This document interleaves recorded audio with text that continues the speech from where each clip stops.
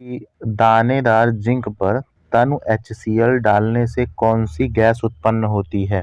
तो सीधा सीधा रिएक्शन पूछ रहा है आप लोगों से कि आप देखो ये रिएक्शन, जब हम Zn प्लस HCl करते हैं हाइड्रोक्लोरिक अम्ल, तो हमारा जो बनेगा वो जिंक क्लोराइड ZnCl2 बनेगा और प्लस हमारा H2 गैस बनेगा। ठीक है, तो यहाँ पे आप देख सकते हो कि ये चीज़ H2 आपको दिख रहा है ये, तो ऑप्शन बी जो है आपका सही होगा। फिर उसके बाद आप दूसरा देखो,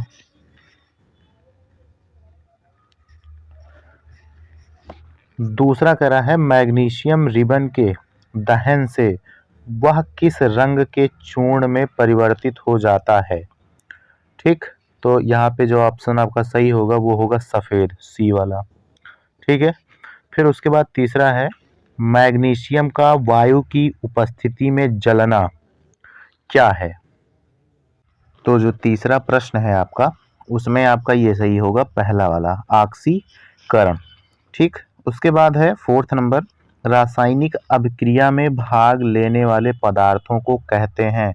जो पदार्थ भाग लेते हैं उनको अभिकारक कहते हैं, और अभिकारक जब भाग लेते हैं तो उनके अभिक्रिया से दूसरी तरफ आपको मिलता है कुछ नया, तो जो नया मिलता है उसको आप ये भी जान लो कि उसको उत्पाद भी कहते हैं। ठीक है, तो वो उत्पाद हो गया जो आपको अभिकारक क्रिया करते हैं, और जो है दूसरा मिलता है नया, उसको उत्पाद कहते हैं, और जो अभिक्रिया में भाग लेते हैं उसको हम अभिकारक कहते हैं। तो बी वाला ऑप्शन आपका सही होगा। फिर उसके बाद चलते हैं अगले वाले प्रश्न पर। फिफ्थ नंबर है, उत्क्रमणीय अभिक्रिया को किस चिन्ह से व्यक्त किया जाता है। तो ये तीसरा वाला, ठीक, इसको हम रिवर्स रिएक्शन भी बोलते हैं इंग्लिश में, वही चीज़ उत्क्रमणीय अभिक्रिया। फिर 6 नंबर है, भौतिक परिवर्तन में बदलता है। ए है अणुओं का द्रव्यमान, बी अणुओं की रचना, फिर उसके बाद अणुओं की व्यवस्था, और डी है कि सारे बदलते हैं। तो यहाँ पे आपको भैया सी देखने को मिलेगा, अणुओं की व्यवस्था। ठीक है, फिर उसके बाद है 7वां नंबर, जिंक प्लस सल्फ्यूरिक अम्ल है। इन दोनों की क्रिया करवाई गई और उसके बाद आप इधर देखो बना है क्या, जिंक सल्फेट और हाइड्रोजन गैस। अब ये पूछ रहा है कि ये किस अभिक्रिया का उदाहरण है। आप एक चीज़ नोटिस करो, तो यहाँ पे देखो पहले जिंक पहले था, उसके बाद यहाँ पे देख लो जिंक जो है SO4 के साथ जुड़ गया, और पहले क्या जुड़ा था, हाइड्रोजन। तो आपको ऐसा लगे कि कुछ जो पदार्थ हैं वो अपने स्थान से हट करके किसी दूसरे के साथ दूसरे के स्थान पे जुड़ गए हैं, तो ऐसी जो क्रिया होती है वो विस्थापन क्रिया होती है। ठीक है, अब विस्थापन क्रिया में भी द्विविस्थापन और एक विस्थापन होता है, तो चाहे हम विस्थापन क्रिया कहें या फिर प्रतिस्थापन क्रिया कहें। ठीक, तो यहाँ पे आपको 7वें का बी दिखेगा, प्रतिस्थापन अभिक्रिया। ठीक है, अब चलते हैं आगे। तो यहाँ पे आपको दिखेगा कि निम्न में से 8वां, निम्न में से ऊष्मा शोषी अभिक्रिया है। ऊष्मा शोषी अभिक्रिया में क्या होता है कि ऊष्मा अवशोषित होती है ना। अगले वाले वीडियो में हम आप सभी को थ्योरी भी दे देंगे, तो आप लोग आसानी से समझ पाएंगे। तो यहाँ पे देखो पहला वाला है कि हाइड्रोजन और क्लोरीन है, दोनों आपस में मिल करके हाइड्रोक्लोरिक अम्ल बनाए। फिर तीसरा है कार्बन और ऑक्सीजन मिले तो कार्बन डाइऑक्साइड गैस बना। फिर सल्फर और ऑक्सीजन मिले तो सल्फर डाइऑक्साइड गैस बना, और हाइड्रोजन और आयोडीन मिले तो हाइड्रोजन आयोडाइड बना। तो ये जो बी है यही आपका ऊष्मा शोषी अभिक्रिया है, इसको ध्यान रखिए। फिर 9वां नंबर कह रहा है कि रासायनिक अभिक्रिया के फलस्वरूप बनने वाले पदार्थ को क्या कहते हैं, है ना। अभी मैंने आपको पीछे बताया कि जो अभिक्रिया में भाग लेते हैं उनको अभिकारक कहते हैं, और जो अभिकारक क्रिया करके बनाते हैं कुछ नया उसको क्या कहते हैं, उत्पाद। तो सीधा क्या दिखेगा आपको यहाँ पे, उत्पाद। तो यही आपका सही होगा, है ना। रासायनिक अभिक्रिया के फलस्वरूप बनने वाले जो पदार्थ होते हैं उनको हम उत्पाद कहते हैं, ए। ठीक है, अब चलते हैं फिर आगे। 10वां है कॉपर सल्फेट के विलयन में जिंक धातु का टुकड़ा डालने पर विलयन रंगहीन हो जाता है, तो यह अभिक्रिया क्या कहलाएगी? तो आप सबसे पहले तो रिएक्शन देख लो, तब समझ में आएगा आपको। कॉपर सल्फेट है, इसमें क्या डाल रहे हैं? जिंक। तो यहाँ पे हम लिखते हैं Zn प्लस CuSO4 टैश टू। तो ये हमारा जो है विस्थापन अभिक्रिया है ना। तो जिंक जो है जुड़ जाएगा SO4 के साथ और कॉपर जो है जिंक के स्थान पे चला आएगा। तो आप देखो यहाँ पे ये हो जाएगा कॉपर प्लस ZnSO4 है ना। कॉपर के साथ फिर जो बन रहा है वो जिंक सल्फेट बन रहा है। तो देखो आप यहाँ पे यही रिएक्शन है। तो जिंक पहले आगे था, अभी क्या हुआ? जिंक SO4 के साथ जुड़ गया। तो कहने का मतलब अपने स्थान से वो दूसरे स्थान पे गया। तो ये अभिक्रिया जो है विस्थापन अभिक्रिया कहलाएगी। तो यहाँ पे आपको अगर कहीं दिखे विस्थापन तो आप उसको टिक कर सकते हैं। तो यहाँ पे आप देख सकते हैं पहला वाला विस्थापन अभिक्रिया है ना। फिर उसके बाद आप देखेंगे कि द्रव्यमान के संरक्षण के अनुसार रासायनिक अभिक्रिया में किसका ना तो निर्माण होता है और ना ही विनाश होता है। तो एक डिफिनीशन है कि द्रव्य अविनाशिता या फिर द्रव्यमान संरक्षण का नियम होता है। तो इसके अनुसार क्या होता है? इसमें ना तो हम पदार्थ को उत्पन्न कर सकते हैं और ना ही नष्ट कर सकते हैं, है ना। तो यहाँ पे आपको दिखेगा द्रव्यमान संरक्षण के अनुसार। तो ये जो प्रश्न है वो आपको द्रव्यमान के लिए ही बता रहा है। जैसे आपको हम एक रिएक्शन दें, आप इसमें समझिएगा, एक बार फिर से सुन लीजिए नियम। द्रव्य अविनाशिता या फिर द्रव्यमान संरक्षण का जो नियम होता है ये कहता है कि ना तो हम पदार्थ को उत्पन्न कर सकते हैं ना ही नष्ट कर सकते हैं। अब देखिए कैसे। जैसे हम एक रिएक्शन लेते हैं H2 plus O2 टैश to 2H2O बनेगा? बिल्कुल बनेगा। अगर यहाँ पे हम ये हटा दें, 2 को हटा दें, और जब भी आप रिएक्शन करते हो तो रिएक्शन का संतुलित होना बहुत ही आवश्यक है। जैसे मैं आप लोगों को एक रिएक्शन दिखाऊं, यहाँ पे हम लिखते हैं पहले H2 plus O2 टैश to 2H2O है ना। तो ये हमारा रिएक्शन है। जब हाइड्रोजन ऑक्सीजन का रिएक्शन हुआ तो जल बना, है ना। जब इसको ठंडा किया गया तो जल बना। आप देखो यहाँ पे, और एक चीज़ और ध्यान रखिएगा, जब भी आप रिएक्शन करते हैं तो रिएक्शन का संतुलित होना बहुत ही आवश्यक है, अन्यथा वो जो समीकरण है आपका वो गलत होगा। अब यहाँ पे अगर हम कहें कि हाइड्रोजन के 2 हैं परमाणु और ऑक्सीजन के 2 परमाणु हैं, है ना। तो हमको व्यवस्थित करना होता है। तो यहाँ पे क्या करते हैं, देखते हैं ऑक्सीजन का कितना हुआ। चलो इसके वजह से इसका 2 हो गया, लेकिन हाइड्रोजन का कितना हुआ? 4 हो गया। अब हम ऐसा करें कि जो है इसको हटा दें, आगे इसको हम हटा दें और यहाँ पे जो है 2 लगा दें। तब देखो हमारा ये भी सही हो गया, ये वाला, और ये भी, यहाँ दोनों हो गया, है ना। दोनों जो है 2-2 हो गया। लेकिन ऐसा करने से क्या होगा कि हमारा जो रिएक्शन हम कर रहे हैं वो सबसे पहले गलत होगा, और जो हम बना रहे हैं वो बनेगा नहीं, दूसरा कुछ बन जाएगा। ठीक है, हम बना रहे थे हाइड्रोजन ऑक्सीजन को मिला करके जल, और बन गया हमारा हाइड्रोजन के साथ ऑक्साइड बन गया।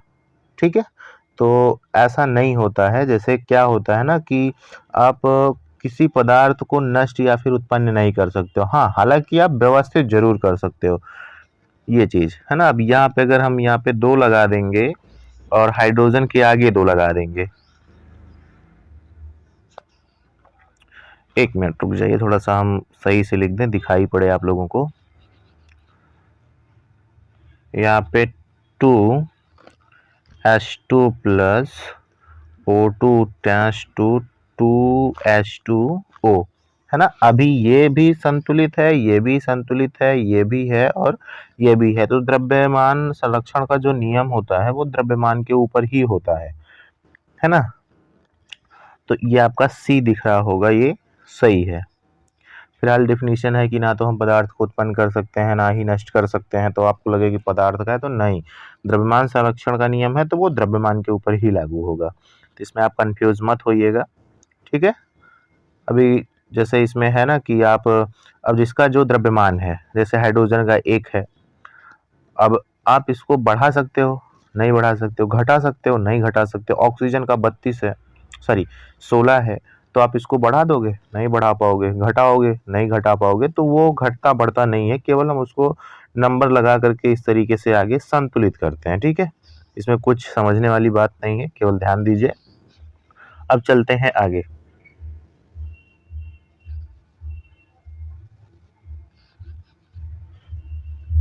देखिए अगला जो है वो कह रहा है कि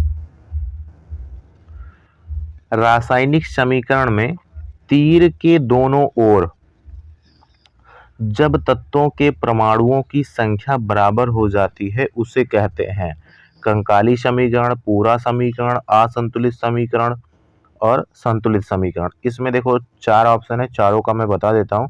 रासायनिक समीकरण को कंकाली समीकरण भी कहते हैं, ठीक है। पूरा समीकरण कहने का मतलब वो कंप्लीट हो जाए, जैसे मैंने ये लिख दिया कि H2 प्लस O2 और 2H2O। हमने हाइड्रोजन ऑक्सीजन को ठंडा करा, हमको जल मिल गया, चलिए हमारा काम पूरा हो गया। लेकिन अब पूछ रहा है कि रासायनिक समीकरण में तीर के दोनों ओर जब तत्वों के परमाणुओं की संख्या बराबर हो जाती है, कहने मतलब इधर भी बराबर हो जाए, इधर भी बराबर हो जाए, तब उसको क्या कहेंगे। तो यहाँ तो चलिए ठीक है, लेकिन यहाँ नहीं है। जब नहीं है तो हम सीधा सीधा कहेंगे कि वो असंतुलित समीकरण है। इसके लिए जब आप ये वाला और ये वाला बराबर ना हो एक दूसरे के, तो वो असंतुलित समीकरण होगा। और जैसे हमने हाइड्रोजन ऑक्सीजन को लिया, हमने जल बना दिया, तो हमारा पूरा समीकरण हो गया, ऐसा हम कह सकते हैं। और रासायनिक समीकरण को हम कंकाली समीकरण भी कहते हैं, है ना। और अगर इधर साइड लेफ्ट साइड है ना, लेफ्ट साइड और राइट साइड दोनों साइड अगर आपस में बराबर हैं, जितने परमाणु इधर हैं उतने ही परमाणु इधर भी हैं टोटल हर एक एलिमेंट के, तो उस समीकरण को हम संतुलित समीकरण कहेंगे, ठीक है। आप यहाँ पे देख सकते हैं कि आपको 4th नंबर डी ये दिखेगा, संतुलित समीकरण। समझ में आया। अब देखिए 13वां है, जब 2 या 2 से अधिक पदार्थ संयोग करके एकल उत्पाद बनाते हैं तो उसे क्या कहते हैं। ये भैया रासायनिक समीकरण है, सॉरी रासायनिक अपक्रिया का एक कह सकते हैं कि परिभाषा है ना, जिसको हम संयोजन अपक्रिया कहते हैं। जब 2 या 2 से अधिक पदार्थ आपस में मिलेंगे और एकल उत्पाद का निर्माण होगा तो संयोजन अपक्रिया का सॉरी तब उसे हम संयोजन अपक्रिया कहते हैं। जब कई पदार्थ मिल करके एक पदार्थ बनाए, एक उत्पाद बनाए, तो उसको हम संयोजन अपक्रिया कहते हैं। आप यहाँ पे देख सकते हो लिखा है संयोजन अपक्रिया। वियोजन अपक्रिया में क्या होता है, डिफिनीशन आप सुन लो। इसमें क्या होता है, एक पदार्थ जो है टूट करके अलग अलग पदार्थ बनता है, तो उसको वियोजन कहेंगे। विस्थापन अपक्रिया में क्या होता है कि एक जो पदार्थ होता है वो अपने से कम, जैसे कहने का मतलब जो कम सक्रिय है, कम ताकत वाला है, वो जो है उसको उसके स्थान से हटा करके खुद उसके स्थान पे चला जाता है। जैसे अभी मैंने आपको पीछे बताया कि जिंक ये वाला Zn प्लस CuSO4 है ना, तो जिंक यहाँ चला आएगा और कॉपर यहाँ चला आएगा, ठीक। तो इसको विस्थापन अपक्रिया कहते हैं। अगर यही जो है 2 होते है ना, जैसे जिंक के साथ और भी कुछ लगा होता, मान लीजिए जैसे मैं आपको अभी समीकरण रहने दीजिए, समीकरण मैं आपको दे दूंगा थ्योरी में, उसमें समझिएगा। आप इसको समझो, शायद समझ जाओ बहुत अच्छे से। AB प्लस CD है ना, अब क्या होगा, C B के साथ हो जाएगा, C के साथ B हो जाएगा और A के साथ D हो जाएगा, तो इसको द्विविस्थापन कहेंगे। कहने मतलब 2 तत्व जो है आपस में अदला बदली किए। समझ में आया, द्विविस्थापन हो गया। और वहीं पे अगर एक ही हो, जैसे बी है और सी डी है, तो बी के स्थान पे जो है सी आ जाएगा प्लस बी और डी हो जाएगा। ये क्या हो गया, एक विस्थापन करने मतलब विस्थापन अभिक्रिया हो गई। समझ में आया। अब उसके बाद अगर एक तत्व की अदला बदली हो रही है तो विस्थापन अभिक्रिया। फिर उसके बाद इसको हम हटा देते हैं, यहाँ पे डी को हटा दिया। अब बी और सी जब आपस में मिलेंगे, या फिर डी भी लगा लो, जब दो या दो से अधिक पदार्थ मिलते हैं तो बी बनेगा, साथ में सी और डी, ये तीनों इक्के में मिल जाएंगे, तो इसको हम संयोजन अभिक्रिया बोल देंगे। समझ में आया। वियोजन अभिक्रिया, इसी को आप उल्टा कर दो, है ना, बी सी डी को आप उल्टा कर दो, B C D tends to B plus C plus D. इस तरीके से जब एक पदार्थ टूटता है तो कई पदार्थ मिलते हैं हमको, तो उसको हम वियोजन अभिक्रिया कहते हैं। हालांकि आपको बी सी डी ये सब नहीं करना है, समीकरण मिलेगा, मैं अपने अगले वाले वीडियो में आप सबको बताऊंगा कैसे क्या करते हैं। तो फिलहाल आप ऑब्जेक्टिव है तो इस पे आप ध्यान दीजिए, जो समीकरण है उसको मैं बताऊंगा आपको। चलिए आगे चलते हैं।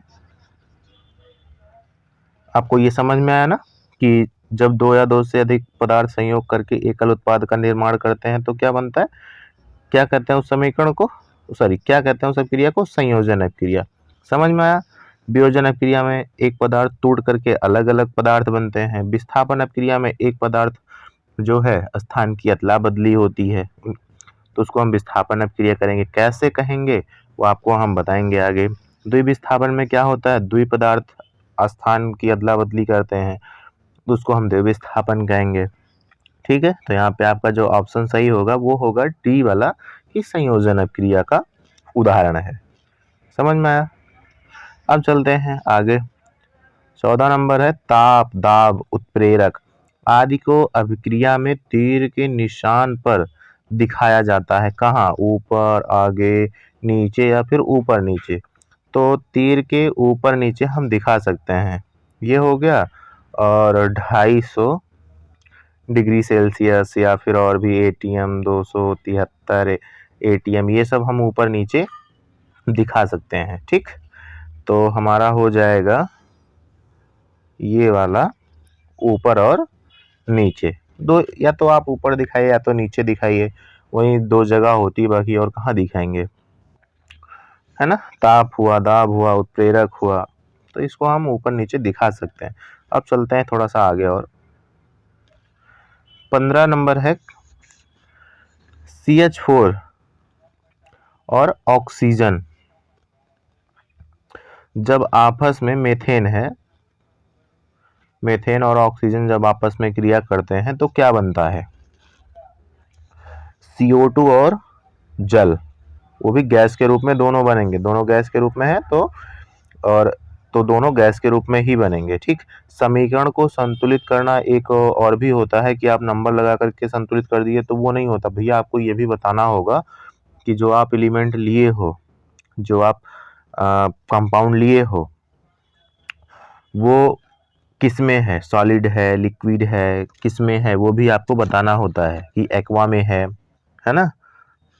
तो इसमें हम देखते हैं कि कौन सा ऑप्शन सही होगा।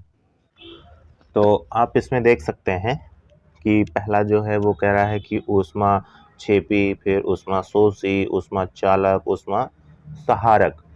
तो इसमें जो होगा 15वें का वो आपका सही होगा ऊष्मा छेपी। अब ऊष्मा छेपी, ऊष्मा शोषी, ये अब क्रियाएं होती हैं, कैसे होती हैं आपको मैं बताऊंगा।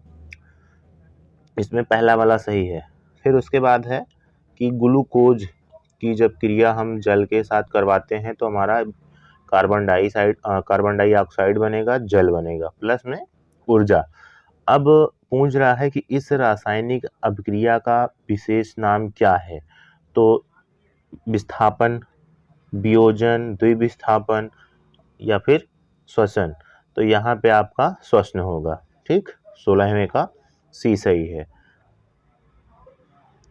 फिर उसके बाद है कैल्शियम कार्बोनेट का कैल्शियम ऑक्साइड तथा कार्बन डाइऑक्साइड में बदल जाना कैसी अभिक्रिया है। जरा हम रिएक्शन लिख के देखते हैं, वो समझ में आएगा। कैल्शियम कार्बोनेट,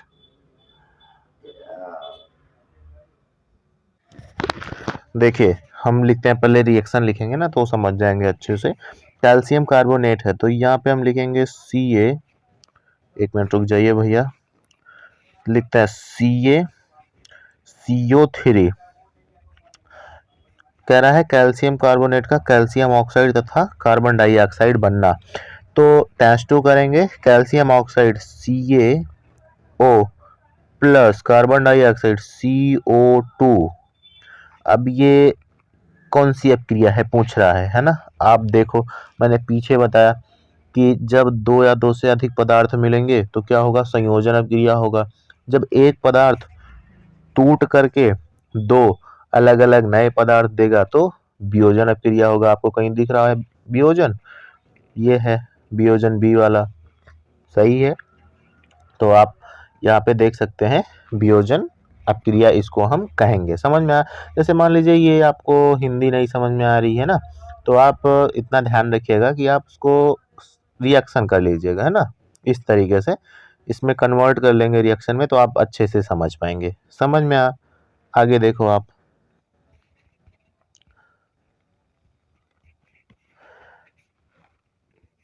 अठारह नंबर है कि जब आयरन की क्रिया जो है कॉपर सल्फेट के साथ करवाई जाती है तो आयरन सल्फेट और कॉपर का निर्माण होता है। तो यह अभिक्रिया क्या है, आप यहाँ पे देखोगे ध्यान से, तो जो आयरन है, यहाँ पे आयरन वो आपको पहले दिखेगा, लेकिन आप इधर देखोगे उत्पाद में राइट साइड, तो वो SO4 के साथ मिलेगा। कहने का मतलब जो आयरन था वो अपने स्थान से हट करके कॉपर वाले स्थान पे गया, और कॉपर जो हट करके आयरन वाले स्थान पे गया। तो यहाँ पे आप समझो कि एक तत्व के स्थान की अदला बदली हो रही है। तो इसका मतलब विस्थापन अपक्रिया हुई, है ना। अगर वहीं पे दो तत्वों के स्थान की अदला बदली होती द्विविस्थापन होता। तो यहाँ पे आप देखेंगे जो है विस्थापन अपक्रिया, ये आपका सही है। समझ में आया? चलते हैं आगे। 2H2 प्लस O2, कहने का मतलब हाइड्रोजन और ऑक्सीजन आपस में मिलकर के जल का निर्माण करते हैं। तो इस क्रिया को हम क्या कहेंगे, तो जब दो या दो से अधिक पदार्थ मिलेंगे तो संयोजन अपक्रिया। जब एक पदार्थ टूट करके दो या दो से अधिक पदार्थों का निर्माण करता है तो वियोजन अपक्रिया। जब एक तत्व के स्थान की अदला बदली होती है तो विस्थापन अपक्रिया भी कैसे होती है, आपको हम थ्योरी जब दे देंगे ना तो आप समझ जाओगे। फिर उसके बाद 20 है, इनमें से कौन सा भौतिक परिवर्तन नहीं है। ए जल वाष्प उत्पन्न करता, उबलता हुआ जल। बर्फ पिघल कर जल उत्पन्न करती है। जल में नमक का घुलना, या फिर डी LPG का दहन। तो इसमें से पूछ रहा है कि कौन सा भौतिक परिवर्तन नहीं है, तो आपका डी वाला सही होगा, है ना, LPG का दहन। अब चलते हैं आगे। देखिए अमोनिया है और जो है ऑक्सीजन है, जब ये दोनों आपस में क्रिया करते हैं तो नाइट्रोजन ऑक्साइड, उसके बाद जल का निर्माण होता है। अब ये पूछ रहा है ये कौन सी क्रिया है, संयोजन है, विस्थापन है, या फिर कौन सी क्रिया है, उदासीनीकरण क्रिया है। तो पहला बात तो आप ये ध्यान रखो कि आप देखो यहाँ पे कि हाइड्रोजन पहले नाइट्रोजन के साथ था, है ना, यहाँ पे देखो नाइट्रोजन के साथ था, फिर उसके बाद यहाँ पे देखोगे ऑक्सीजन के साथ है। तो कहने का मतलब स्थान का जो है अदला बदली हुआ है। तो अगर स्थान का अदला बदली हुआ है तो विस्थापन अपक्रिया हुई। तो यहाँ पे पहला देख लेते हैं हम विस्थापन अपक्रिया। फिर एक अपक्रिया होती है रेडॉक्स अपक्रिया, इसको आपको थोड़ा सा पढ़ना पड़ेगा तब समझ में आएगा, है ना। तो आपका विस्थापन अपक्रिया भी है और रेडॉक्स अपक्रिया भी है। पहला तो आप ऐसे समझ जाओ कि स्थान की अदला बदली हो रही है, वो भी एक तत्व से, तो विस्थापन अपक्रिया होगी। और रेडॉक्स अपक्रिया होती है उसमें ऑक्सीकरण और अपचयन होता है ना। जब ऑक्सीजन जो है अपना स्थान बदलता है, या फिर ऐसे कह सकते हैं कि ऑक्सीजन का जब किसी पदार्थ के साथ योग होता है तो ऑक्सीकरण बोलते हैं उसको, है ना। और वहीं पे जब ऑक्सीजन का ह्रास होता है, कहने मतलब निकलता है, तो उसको हम अपचयन बोलेंगे। तो इस इन दोनों ये दोनों जब एक रिएक्शन में होंगे, समीकरण में होंगे, तो उसको हम रेडॉक्स अपक्रिया बोलते हैं। तो फिलहाल अगर आप इसको पढ़ेंगे तो समझ में आ जाएगा आपको। तो यहाँ पे विस्थापन और रेडॉक्स अपक्रिया दोनों हो रही है। तो आपको यहाँ पे दिखेगा सी, है ना, फर्स्ट और थर्ड। तो ये ऑप्शन सही है, कहने मतलब ये दोनों सही है। रेडॉक्स अपक्रिया में होता है अपचयन और उपचयन। उपचयन को हम ऑक्सीकरण बोलेंगे, ठीक है। ये अभी अपचयन उपचयन क्या है ये आप पढ़ोगे तो समझ पाओगे। फिलहाल यहाँ पे आप बहुविकल्पीय है तो इसको आप ध्यान दो। फिर उसके बाद है जल का विद्युत अपघटन करने पर H2O और O2 गैसों के मोलों का अनुपात क्या होगा? 1:1 की 1:2 की 4:1 की 2:1। तो यहाँ पे 2:1 होगा। कैसे होगा मैं आपको बताता हूँ। देखिए कह रहा है जल का विद्युत अपघटन, जब हम H2O को तोड़ेंगे तो H2 बनेगा और प्लस O2 बनेगा। पहले रिएक्शन को आप संतुलित करो। हाइड्रोजन कितना है? 2, तो चलो 2 हो गया। ऑक्सीजन कितना है? 1 है। यहाँ कितना है? 2 है। तो यहाँ पे हम लगाएंगे 2। अब ये तो हमारा 2 हो गया, समझ में आया? ये 2 हो गया और ये कितना हो गया? 4। तो यहाँ पे 2 दूना 4 और ये जो है 2, इस 2 की वजह से ये 2 और इस 2 की वजह से ऑक्सीजन 2। समझ में आया? अब सही हो गया ना। अभी हाँ ठीक है। अब देखो यहाँ पे आप देखोगे इसके कितने परमाणु हैं। ऑक्सीजन के कितने हैं? 1 है, सॉरी 2 परमाणु हैं। यहाँ पे देखो, तो यहाँ पे हम लिख लेते हैं 2। और हाइड्रोजन के कितने हैं? 4 हैं। इसको आप काट दो। 2 दूना 4, 2 एकम 2, तो 2:1 आ गया भैया, है ना। तो यही आपका सही। फिलहाल मैं पूरा एकदम इसी में मिला दिया हूँ, नहीं समझ पाएंगे। अगर समझ रहे हैं तो अच्छी बात है। फिलहाल आप जो है 1 मिनट फिर से देख लीजिए। यहाँ पे 2H2O tense to 2H2 plus O2। यहाँ पे देखो अपघटन करने के बाद पूछ रहा है हाइड्रोजन और ऑक्सीजन के मोलों की संख्या। तो यहाँ पे कितने परमाणु हैं? टोटल 4 हैं। फिर ऑक्सीजन के कितने हैं? 2 हैं। इसको आप काट 2 से, 2 दूना 4, 2 एकम 2, तो 2:1। समझ में आया? देखिए 2:1 तीसरा है ना, तो यही वाला सही है। इसी तरीके से निकाला जाएगा। अब देख लेते हैं आगे।